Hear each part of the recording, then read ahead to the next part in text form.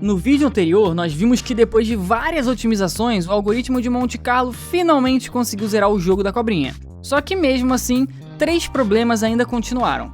O primeiro era a quantidade de passos. O Monte Carlo conseguiu zerar o jogo usando um mínimo de 29 mil passos, que é uma quantidade menor que o ciclo hamiltoniano, mas ainda assim tem muito o que melhorar. O segundo é que ele não conseguia zerar sempre. Em algumas partidas, ele ainda perdia. E o terceiro é que ele não dá conta de zerar em tabuleiros muito grandes. A área que os clones precisam explorar se torna muito grande. E como a gente viu, não dá para ficar aumentando a quantidade de clones para sempre. Para você que acabou de conhecer o canal, pode ficar tranquilo que o link do vídeo anterior vai estar no final desse daqui. Então a ideia agora é fazer um algoritmo que consiga zerar o jogo superando todos esses problemas do Monte Carlo. Esse algoritmo tem que ser capaz de zerar o jogo em todas as partidas, sempre com uma quantidade de passos menor que o Monte Carlo e conseguir ganhar em tabuleiros maiores também. Aí a pergunta é, será que tem como fazer um algoritmo tão bom assim? Bem, se esse vídeo existe, provavelmente a resposta é sim. E levando em consideração que o ciclo hamiltoniano precisa de mais ou menos 40 mil passos para zerar e que o Monte Carlo precisa de 29 mil, quantos passos você acha que esse novo algoritmo vai precisar? Deixa aqui nos comentários para mim.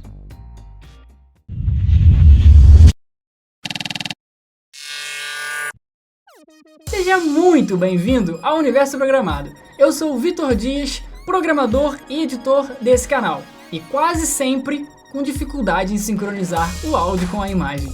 Para você que caiu aqui de paraquedas, o objetivo desse canal é te mostrar a beleza da ciência da computação e talvez, quem sabe, te trazer para o lado programado da força.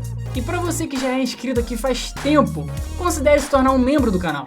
Assim você vai estar nos ajudando a continuar trazendo mais vídeos como esse daqui. Primeiramente, antes da gente falar sobre o algoritmo, eu preciso que uma coisa fique bem clara. Existem 2 formas diferentes de implementar esse jogo. Na primeira, você movimenta a cobrinha e verifica se aconteceu alguma colisão, com o corpo, com as paredes ou com a comida. Se houver colisão com o corpo ou com a parede, ela perde. Se houver colisão com a comida, você sorteia uma nova posição para a comida e a cobrinha vai crescer no próximo movimento. Já a segunda forma é praticamente idêntica, exceto pelo crescimento da cobrinha. Nessa forma de implementar, a cobrinha vai crescer no mesmo momento em que ela pegar a comida. Vamos ver as duas lado a lado para entender melhor o que isso significa. Olha só, as duas estão pegando a comida no exato mesmo momento, mas a primeira espera o próximo movimento para a cauda aparecer, enquanto que a segunda já cresceu. Só que essa primeira tem um problema. Implementando o jogo dessa forma, pode acontecer justamente o que aconteceu no vídeo do Monte Carlo. A cobrinha pegou a comida 2 vezes seguidas e ficou sem espaço para andar, porque a nova cauda nasceu no único lugar que ela tinha para andar. Então no vídeo anterior, o fato do Monte Carlo perder no finalzinho da partida não tem a ver com o algoritmo em si, e sim com a forma como o jogo foi implementado. Foi mal aí, Monte Carlo? A notícia boa é que na segunda forma de implementar o jogo, esse problema simplesmente não existe. Então eu modifiquei o funcionamento dele para essa outra forma, justamente por ela ser bem mais consistente e menos bugada. Ou seja, os algoritmos que nós vamos ver nesse vídeo foram executados nessa segunda versão do jogo.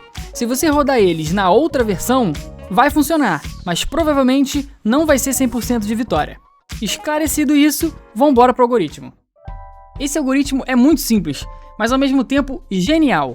A ideia dele é proibir alguns movimentos da cobrinha para garantir que sempre exista um caminho até a cauda. Dessa forma, ele consegue garantir que ela nunca vai se prender, ou seja, que ela nunca vai perder.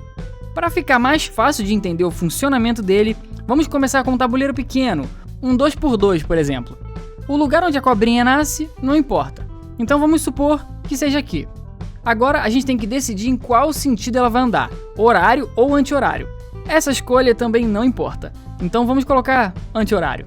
Beleza, levando em consideração que o nosso objetivo é garantir que sempre existe um caminho até a cauda, então essas setas estão satisfazendo isso. Show! Agora vamos duplicar o tamanho do tabuleiro, e é nesse momento que começa a ficar interessante.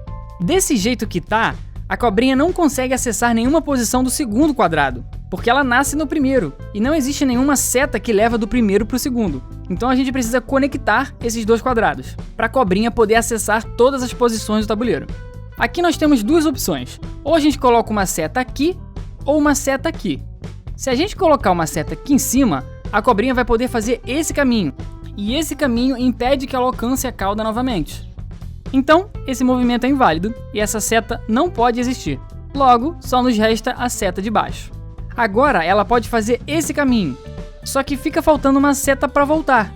Daí se a gente colocar essa seta, pronto, um ciclo perfeito. Agora, não importa onde ela esteja, sempre vai existir um caminho até a cauda. Agora vamos duplicar o tabuleiro mais uma vez. De novo, nós precisamos conectar esses dois quadrados, e esses dois aqui também. Se a gente colocar uma seta descendo aqui, ela vai poder fazer esse caminho, e de novo, não vai conseguir alcançar a cauda. Logo, só nos resta colocar uma aqui. Daí, ela vai poder fazer esse caminho, e vai ficar faltando uma seta para subir. Então a gente coloca ela aqui, perfeito, fechou um ciclo. Agora é só repetir isso nos outros dois quadrados também. E tá pronto o tabuleiro.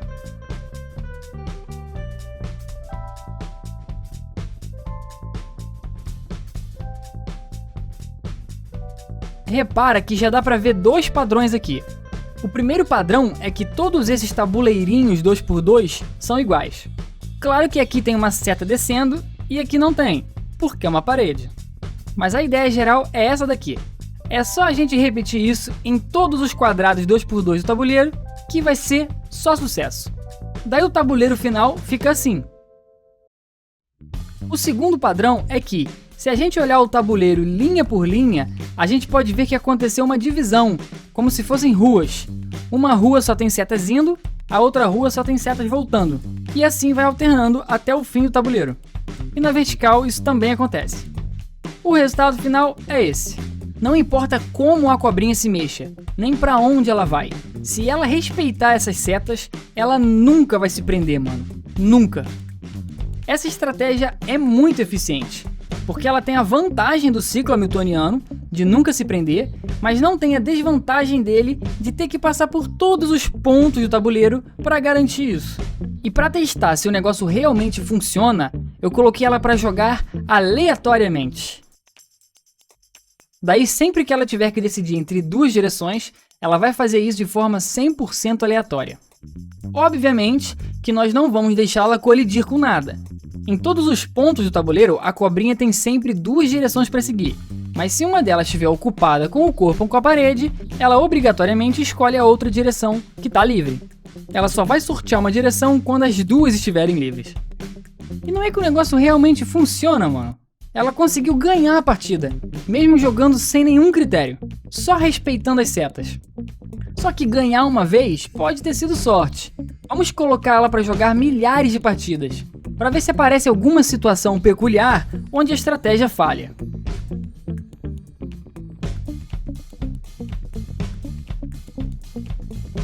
E realmente, depois de 1 milhão de partidas, nós temos uma taxa de vitória de 100%. Então, por enquanto, nós já conseguimos resolver o primeiro dos 3 problemas. Ganhar 100% das partidas, check. Agora partiu para o segundo problema. O segundo era que o Monte Carlo não conseguia ganhar em tabuleiros muito grandes. Então, para testar se esse novo algoritmo consegue, vamos aumentar o tamanho do tabuleiro para um 100 por 100. Vai demorar alguns belos minutos para terminar? Com certeza, mas o resultado vai valer a pena.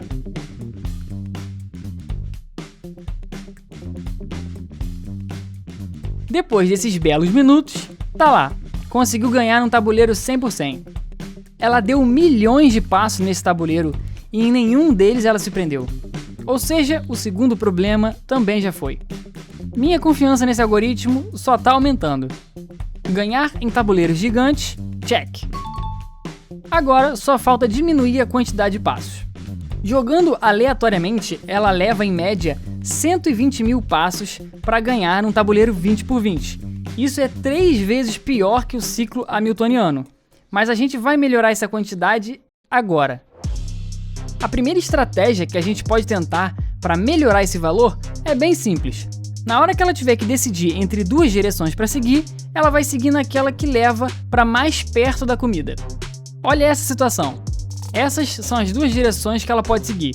Daí a gente pega esses dois pontos, calcula a distância euclidiana deles até a comida, e a direção que tiver a menor distância vai ser a direção escolhida. A gente só precisa tomar um cuidado aqui. Às vezes acontece um empate, tipo nessa situação. Daí nós temos que usar algum critério para desempatar, e dependendo do critério, ela pode entrar em loop infinito. Então, para evitar isso, nós vamos colocar o desempate para ser feito de forma aleatória. 50% de chance de ir para um lado, 50% de chance de ir para o outro. Dessa forma, ela pode até fazer um loop, mas as probabilidades praticamente garantem que ele não vai ser eterno. E meus amigos, eu poderia simplesmente encerrar o vídeo agora, porque pasmem, apenas adicionando essa otimização da distância euclidiana, ela já consegue ganhar usando em média 25 mil passos. Essa estratégia das setas conseguiu superar o Monte Carlo com apenas uma otimização, mano. Foi mal aí de novo, Monte Carlo? Ou seja, superar a quantidade de passos do Monte Carlo, check. Sara. Que foi? Chega aí, mano. Cara, tá muito fácil isso. Os problemas foram resolvidos com uma otimização, mano. E agora? O que eu faço, cara? Eu finalizo o vídeo? Óbvio que não. Otimiza mais. Analisei aqui e vi que dá para melhorar muito ainda. Tá certo. Brabíssima. Vamos lá. Por mais que a distância euclidiana tenha dado um resultado melhor que o Monte Carlo, ela tem uma falhazinha que a gente pode consertar. Nessa situação, a distância euclidiana faz a cobrinha ir para cima, sendo que o melhor seria ela ir para baixo e dar a volta na cauda. Então, para corrigir isso, nós vamos usar um algoritmo Pathfinder. Os algoritmos Pathfinders são basicamente algoritmos buscadores de caminhos. A função deles é encontrar o menor caminho entre dois pontos, e para isso eles vão explorando o ambiente até encontrar o destino. Existem várias formas diferentes de fazer isso. Algumas são mais eficientes que as outras, mas todas têm suas vantagens e desvantagens. Aqui no canal nós já vimos o algoritmo Wavefront e o A-estrela. O Wavefront é muito interessante, porque ele consegue encontrar o menor caminho para o destino partindo de qualquer ponto do tabuleiro. Basta a gente inicializar o destino com um 0, porque o destino tem distância 0 para ele mesmo, e depois propagar isso para os vizinhos. E para os vizinhos dos vizinhos, sempre adicionando uma unidade de distância entre um vizinho e outro. E pronto. Depois que essa matriz já está calculada, não importa onde você esteja, se você seguir pelo vizinho com o menor valor, você vai chegar no destino pelo menor caminho possível. Outra coisa sensacional desse algoritmo são as várias formas que a gente tem de enxergar essa matriz de distâncias. A gente pode plotar ela desse jeito mesmo, numericamente, daí é só a cobrinha escolher o vizinho com o menor valor. A gente pode plotar ela como um campo vetorial, onde todas as setas sempre apontam para o menor caminho. Daí basta a cobrinha seguir pelas setas. E a gente pode plotar ela como um mapa de temperatura. Quanto mais vermelho, mais perto da comida. Aí é só ela seguir pela direção mais quente. O lado negativo desse algoritmo é que ele é bem lento, já que ele se propaga pelo tabuleiro inteiro, sem nenhuma estratégia. É o famoso trade-off. Você quer calcular todos os menores caminhos? Então pague o preço. Por outro lado, nós temos o A-estrela, que funciona de forma parecida, só que ele começa a propagar a partir do ponto de origem e não do destino. E ele vai escolhendo quais pontos explorar com uma certa sabedoria, que é chamada de heurística. O A-estrela não sai explorando todos os pontos cegamente. Ele dá preferência para os pontos mais promissores, e por causa disso, tem a tendência de levar menos tempo para encontrar o caminho. A desvantagem do A-estrela comparado ao Wavefront é que ele encontra apenas um caminho, nada mais. Nesse vídeo nós não vamos usar nenhum nem outro. Nós vamos usar um outro algoritmo Pathfinder chamado Dijkstra. Sim, mano, Dijkstra. Como esse nome é muito desconfortável de falar, eu vou chamar ele de Jackson. Então toda vez que eu falar Jackson, saiba que eu estou me referindo ao Dijkstra. O algoritmo de Jackson é tipo um Wavefront invertido. Em vez de começar a propagar pelo destino, ele começa a propagar pela origem mesmo e vai calculando todos os vizinhos até acabar o tabuleiro. O Wavefront encontra o menor caminho de qualquer ponto até o destino, já o Jackson encontra o menor caminho da origem até qualquer ponto. E ele também é tipo uma estrela, só que piorado. sem a sabedoria da heurística. A relação deles é mais ou menos essa daqui. Aqui tem o Jackson, e se você melhorar ele, priorizando os pontos mais promissores, ele vira a estrela. Se você inverter o sentido da propagação dele, colocando para começar pelo destino, ele vira o Wavefront. Nesse jogo da cobrinha, nós vamos usar o Jackson por 2 motivos. O primeiro é que eu tava com vontade de mostrar um algoritmo diferente nesse vídeo. Nossa, hein? Que motivo é esse? Muito científico. E o segundo é que desses 3 algoritmos, ele é o único que consegue encontrar o menor caminho da cabeça até a comida e da cabeça até a cauda numa única execução. Porque a gente vai precisar de um caminho até a cauda quando a comida nascer numa região fechada. Então, deixando a distância euclidiana de lado e aplicando o algoritmo de Jackson para encontrar o menor caminho até a comida, a média de passos da cobrinha melhorou e foi para 22 mil passos. Agora é o momento em que a gente observa o algoritmo executando, para ver se dá para melhorar mais alguma coisa. Ó, repara bem. Olha lá. Tá vendo ali? Com o passar do tempo, ela vai deixando muitas lacunas no tabuleiro. Daí a comida nasce nessa lacuna e a cobrinha precisa dar toda uma volta, perseguindo a cauda, para conseguir chegar na comida. Isso com certeza está fazendo a quantidade de passos aumentar. Então vamos fazer o seguinte. Vamos impedir que essas lacunas existam. Toda vez que a cobrinha for dar um passo, a gente verifica se esse passo prende algum bloco do tabuleiro.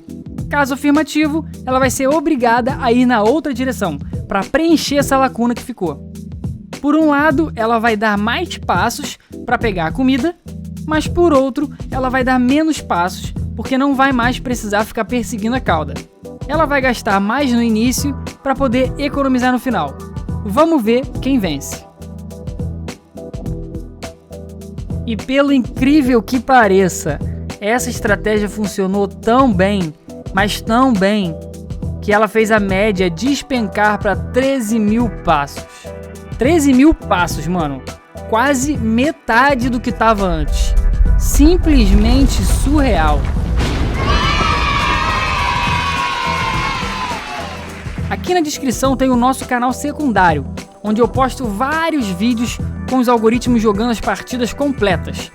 Tem vídeo dele jogando nesse tabuleiro 20x20, um outro vídeo dele jogando no 100x100 e um com os 3 algoritmos dessa série jogando lado a lado, para fins de comparação. Tamo junto e até daqui a pouco.